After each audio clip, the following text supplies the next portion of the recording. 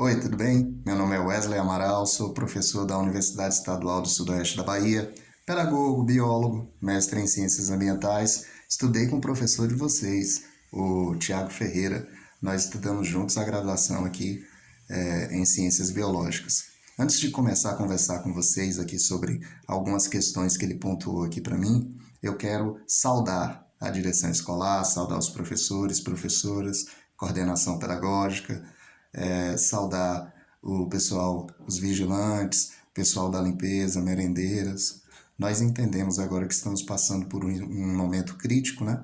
Por esse contexto do ensino remoto emergencial, mas nós sabemos que a escola é vida e na escola nós aprendemos a conviver com o outro e essas pessoas que eu citei são muito importantes para o desenvolvimento da cidadania entre os alunos.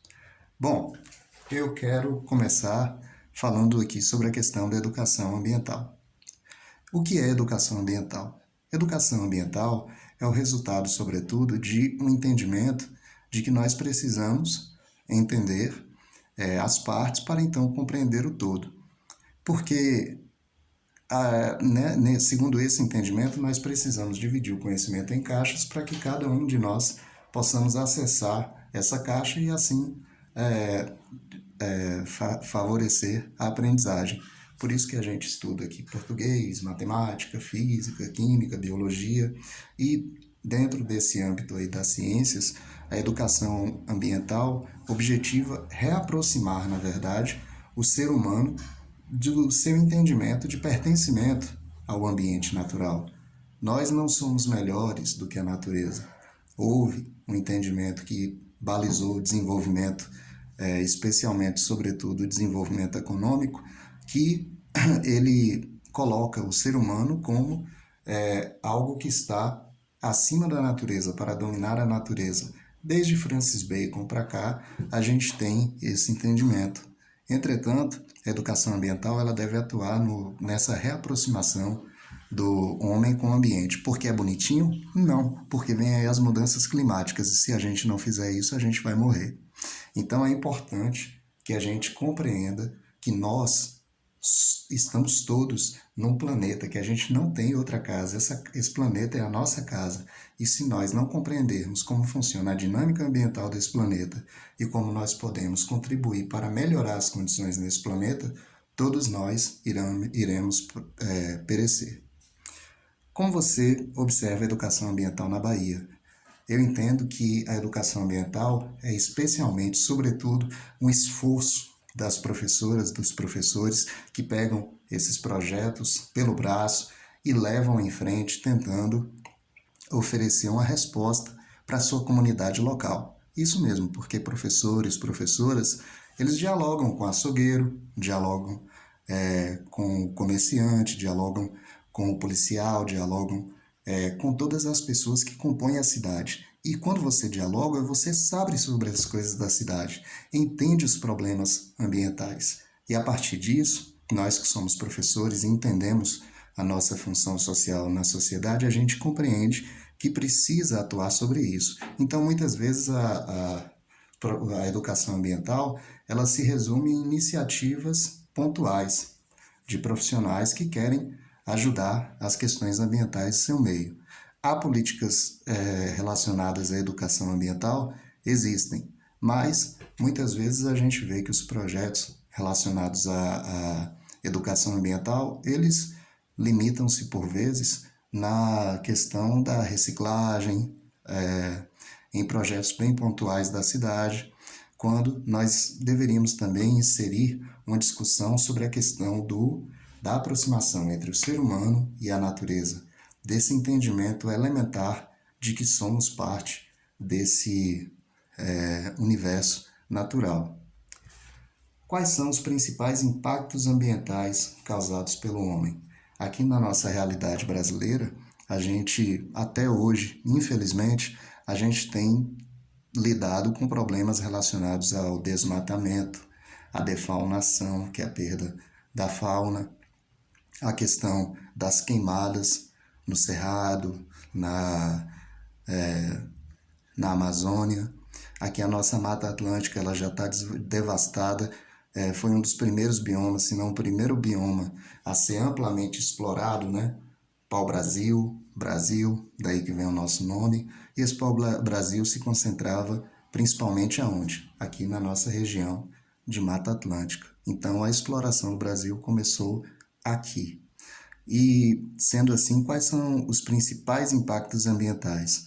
Hoje em dia, nós percebemos também, além desses que eu disse, a questão da mineração, que traz muita preocupação, né? A gente vê o exemplo da Vale, que não fez um manejo adequado dos seus rejeitos ali que estavam naquela barragem, não cuidou propriamente, e além de você ter todo o desastre ambiental, você tem, sobretudo, a morte de 300 pessoas, mais de 300 pessoas.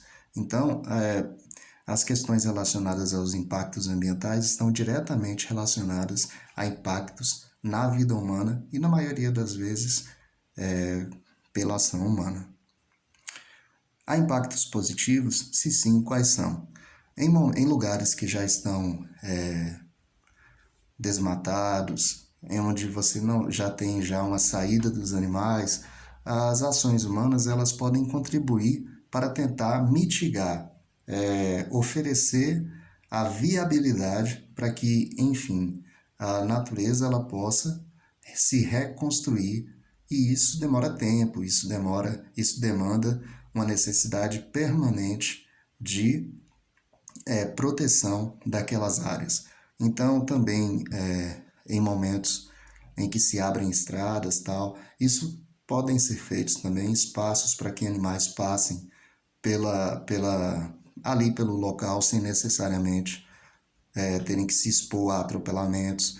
Então, desculpe, as tecnologias criadas pelo homem e pelas mulheres também podem favorecer a vida humana, favorecer a preservação do meio ambiente, e isso é o mínimo que podemos devolver por todas as coisas que temos, né? O ar, pela questão da água, por todo esse ambiente que nos mantém vivos.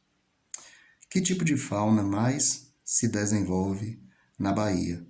A Bahia ela é muito ampla, e aqui nós temos diversos tipos de animais, diversos tipos de seres vivos que tornam esse nosso estado ele bem rico em relação à sua diversidade. Eu vou falar um pouquinho mais sobre isso na frente. Bom, qual é o bioma da Bahia? A Bahia ela tem uma particularidade porque ela é o único estado que possui cinco biomas. Aqui nós temos a Mata Atlântica, temos a Caatinga, temos o Cerrado, temos o ambiente costeiro e temos também a questão do bioma marinho, né? Eu deixo aqui até uma coisa interessante aqui para vocês pesquisarem, é sobre os animais bentônicos. Sabe o que é? Pergunta para Tiago, ele vai explicar para vocês. Qual a importância de se preservar a nossa fauna e flora e quais ações podemos pôr em prática no nosso dia a dia para conseguir preservá-las? A gente precisa entender que nós, sozinhos no mundo, não conseguiremos nos manter, porque as inter-relações entre animais e animais, entre plantas e plantas e entre animais e plantas são fundamentais para a manutenção da vida tal qual nós a conhecemos. Então, em favor de uma acumulação de capital, acumulação de dinheiro em si, nós destruímos o ambiente, isso favorecerá a nossa extinção, e não é isso que queremos. Bom, para que a gente está chegando no final, né, vamos passar um pouquinho de 10 minutos. Qual a importância de se preservar a nossa fauna e flora? E quais... sim, a mesma pergunta, na verdade. Bom, então vou complementar aqui.